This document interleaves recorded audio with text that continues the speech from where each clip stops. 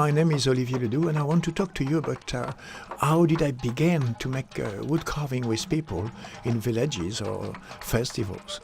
It's a good story. I was hired by the city of Geneva in Switzerland to do a play sculpture for kids, because one of a big tree of a hash fell down, and so I did a fish with lovely lips looking like kisses, and some stairs for the kids to climb on a tree, and some little holes for the water to stay, and the kids could play with the water, and this and that. And so at the end, eventually, we put the sculpture in the park, and then a little girl took some leaves on the ground and went to the sculpture that was figuring a fish, and she said to the fish, "Hey, eat! You have to eat!" And so I felt a goosebump on my skin, and I went in a corner to hide crying. And it was so strong that I had created a mirror for projection, and I didn't know I was doing that.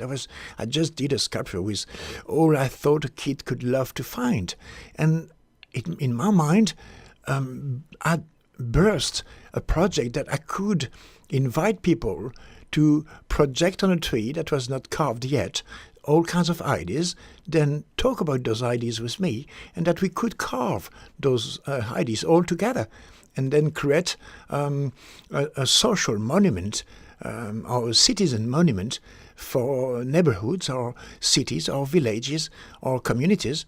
And so this little time with that young lady gave birth to a lifetime project that I have been holding for the last 30 years. So I'm so glad she gave food to my first fish. That's the good story now, isn't it?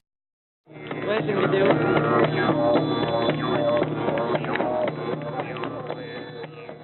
So I had to find a way to communicate with people in order to have their ideas.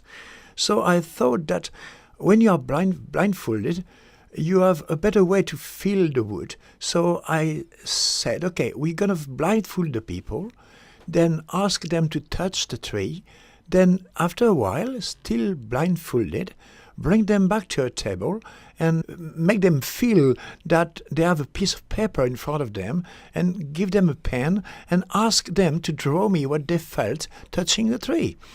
So it's like visualization. And so it's even better because when they touch, when they are surprised to have a piece of paper, when they do this game of drawing without seeing what you draw, then the depths of the soul and the roots and the who is who express itself even better.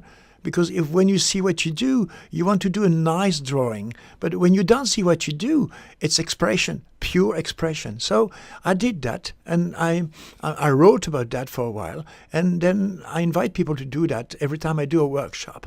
And it gave all kinds of references, like icons, about who is coming from, and where they live.